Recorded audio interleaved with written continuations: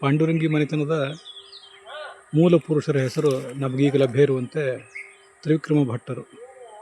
ಅವರ ಮಕ್ಕಳು ಆನಂದ ಭಟ್ಟರು. ಅವರ ಮಕ್ಕಳೇ ಪಾಂಡುರಂಗಿ ನರಸಿಂಹಾಚಾರ್ಯರು ಮತ್ತು ಪಾಂಡುರಂಗಿ ಕೇಶವಾಚಾರ್ಯರು. ಪಾಂಡುರಂಗಿ ನರಸಿಂಹಾಚಾರ್ಯರು ಮುಂದೆ ವಿದ್ಯಾಧೀಶರು ಅಂತ ಸನ್ಯಾಸ ಸ್ವೀಕಾರ ಮಾಡಿದರು. ಪಾಂಡುರಂಗಿ ಕೇಶವಾಚಾರ್ಯರು ಅವರ ತಮ್ಮ. ಪಾಂಡುರಂಗಿ ನರಸಿಂಹಾಚಾರ್ಯರು ಅರ್ಥಾತ್ ವಿದ್ಯಾಧೀಶರು ವಾಕ್ಯಾರ್ಥ ಚಂದ್ರಿಕಾಯನ್ನು ರಚನೆ ಮಾಡಿದರು. ಅದನ್ನು ಅವರು ಪೂರ್ಣಗೊಳಿಸಲಿಲ್ಲ. ಮುಂದೆ ಕೇಶವಾಚಾರ್ಯರು ಅದನ್ನು ಪೂರ್ಣಗೊಳಿಸಿ ಶೇಷ ವಾಕ್ಯಾರ್ಥ ಚಂದ್ರಿಕಾ ಎಂಬ ಹೆಸರಿನಿಂದ ಪ್ರಚುರಪಡಿಸಿದರು.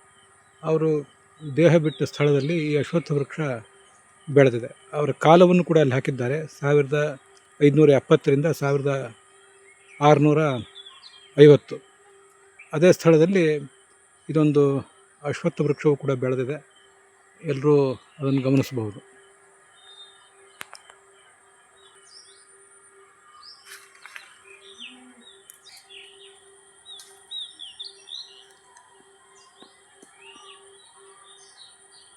ಶೂರ್ಪಾಲಿಯ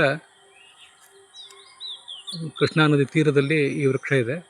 ಇದು ಬಾಗಲಕೋಟೆ ಜಿಲ್ಲಾ ಜಮಖಂಡಿ ತಾಲೂಕಿನಲ್ಲಿ ಇದೆ.